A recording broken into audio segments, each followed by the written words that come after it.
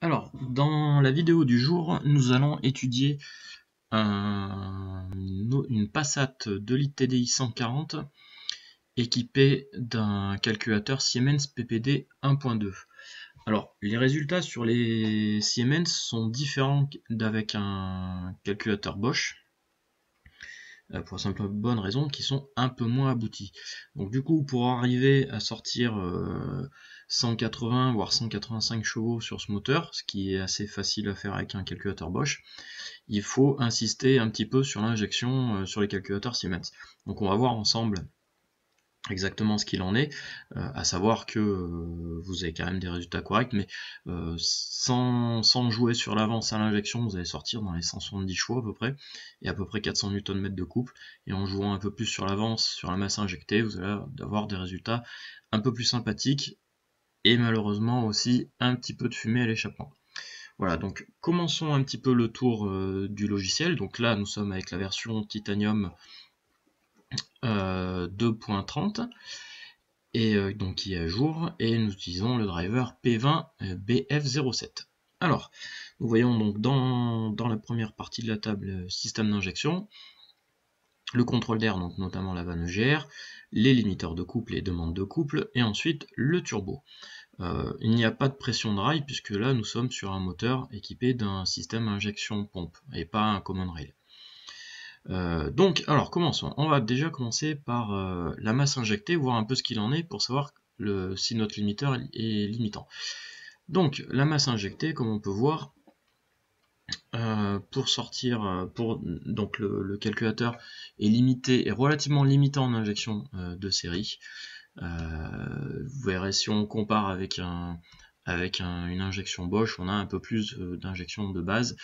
Donc, clairement, il va falloir augmenter la quantité de carburant injecté, de la masse injectée, pour sortir plus de chevaux. Donc on va commencer par là, déjà, d'augmenter l'étape. Donc vous pouvez globalement un petit peu augmenter.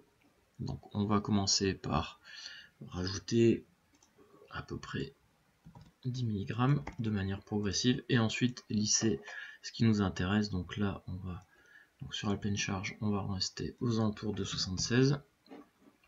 300 Newton, va falloir un petit peu l'aider, on va mettre 62 de partout. Et sur la partie plus basse, donc on n'a pas spécialement besoin d'augmenter. Donc on va faire ça pour ce mode là. Donc on va appliquer en pourcentage. On va venir revérifier nos citables. Ok, donc là on est bon. Pareil pour la deuxième. Donc on est sensiblement pareil. Donc on va faire la même chose. On va venir ajouter. Alors, déjà de base en haut, il y avait 80 mg. Bon, c'est pas très grave, on va. Et on va venir ici, donc, hop, on va mettre 76 ici. Là, on avait dit 62. Voilà, alors ce mode est peut-être un poil plus poussé. Bon, à vérifier après. À vérifier après si c'est le mode avec anti-patinage ou sans anti-patinage. Et pareil, là, les valeurs sont pas appliquées par défaut de manière bête et disciplinée. Vous contrôlez. Ah, oui, on va faire une petite correction. Donc on a quelques tables qu'on va venir corriger, notamment celle-ci.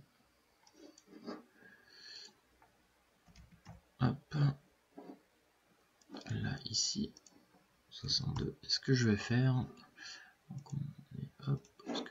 c'est que je vais lui demander d'écraser les tables. Comme ça, j'ai toutes mes tables similaires. Ensuite, on va venir vérifier la quantité injectée. Donc nous, on veut une injection à 76. On ne souhaite pas être limité, donc on va mettre le limiteur à 90, pardon.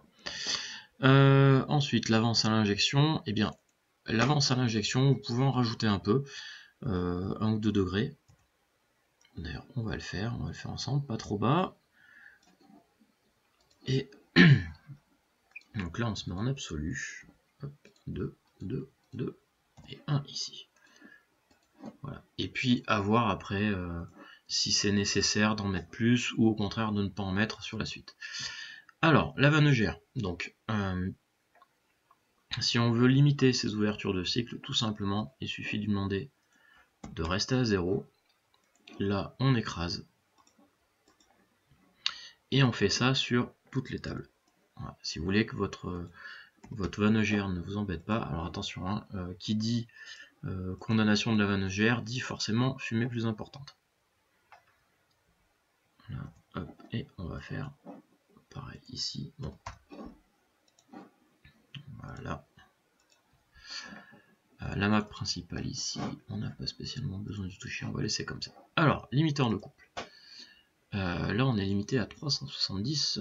Comme c'est un TDI 140 et que ça peut quand même sortir pas mal de couples, on va limiter à 440 Nm.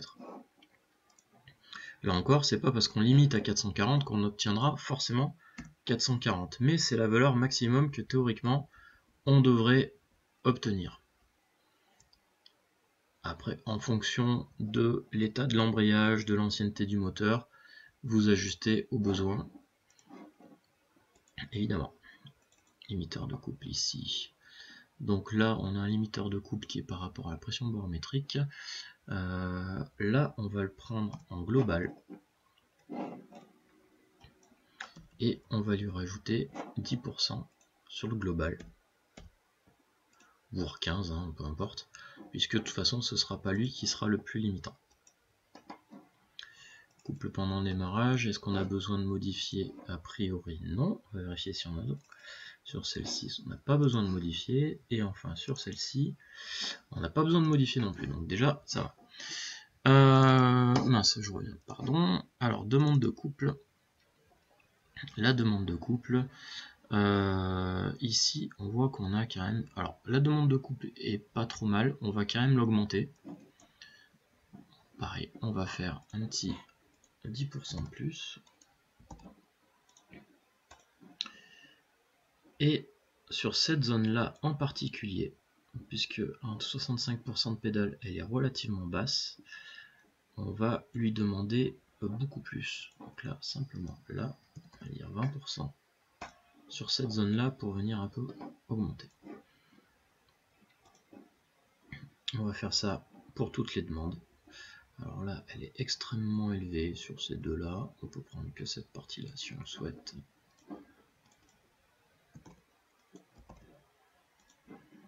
Voilà, et pareil ici, on va lui demander 20%. Voilà.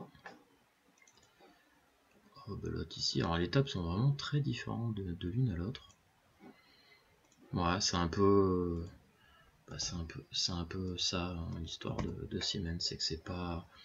C'est généralement pas génial, voilà, pour faire simple.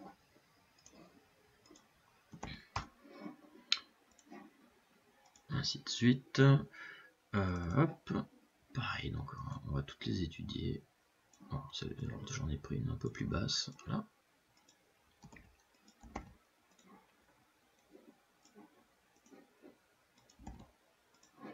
Vous voyez, je fais toujours la même technique. On les fait pour toutes, au moins comme ça, c'est fait.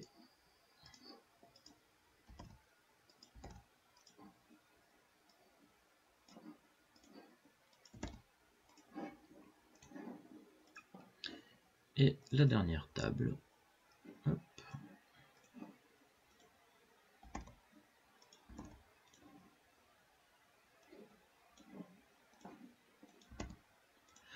Et voilà, donc pour cette partie-là, c'est fait. Ensuite, demande de couple à faible vitesse, ah ben encore. Là, on va se contenter de faire un 10% global, on va voir. Allez, on recommence. Et, allez. Bon, après, vous ajustez hein, en fonction du couple restitué. Donc là, on n'est pas sur une boîte automatique, on n'a pas besoin d'y toucher. Mode sport en boîte automatique, on n'a pas besoin non plus. Et limiteur de couple ici. Alors, qu'est-ce qu'on a? Plusieurs limiteurs de couple. Alors, ce qu'on va faire, on veut être limité à 440 et on va venir écraser les autres tables. Pareil pour celle-ci, on n'est pas limité, on laisse comme ça, puisque ce sera ce limiteur de couple là principalement qui va faire la forme de notre courbe. Ensuite, la pression de turbo. Donc, normalement, au niveau de la pression, on a exactement la même chose. On a même un peu plus, vous voyez, sur un Bosch, c'est 1 bar 350, et là, je vois 1 bar 5. Donc, si vous souhaitez, vous pouvez augmenter. On va voir sur celle-ci, 1 bar 5. 1 bar 5, voilà. Donc, moi, je considère qu'un bar 5 pour un TDI 140, c'est déjà suffisant. Par contre, limiteur, lui, on n'a pas besoin. On va voir si on a un limiteur qui pourrait nous brider. Là, par exemple, ici, on va le mettre exactement pareil partout. Voilà. Là, celui-ci. Ouais, ah, là, on est limité. Donc, on veut un peu plus. On va le mettre à 2500. Celui-ci, pareil. On va équilibrer tout ça. Là, c'est bon. Et enfin, sur celui-ci, voilà. Sur le, voilà, on est, voilà, 1 bar 350 de ce que je dis. Donc c'est lui qui nous bride. Nous,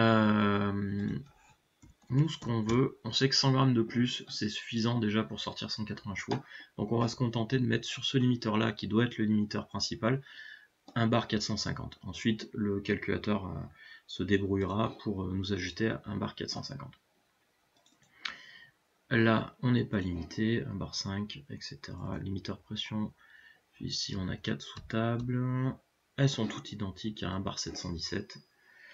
Voilà. Ensuite, la vitesse maximale du compresseur. Vous verrez s'il est nécessaire de rajouter sur le facteur, de rajouter 3, 4, 5%. Vous voyez en fonction de ce que vous obtenez quand vous loguez réellement.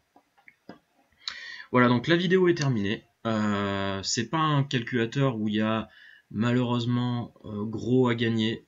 Comme je vous dis, vous jouez principalement sur l'injection pour gagner. Là déjà en l'état, on devrait quand même arriver à sortir 175, 180 chevaux, et ensuite si nécessaire on joue sur la masse injectée, on joue sur l'avance à l'injection pour venir gagner un peu plus. Voilà, je vous souhaite à tous une excellente journée et à très bientôt.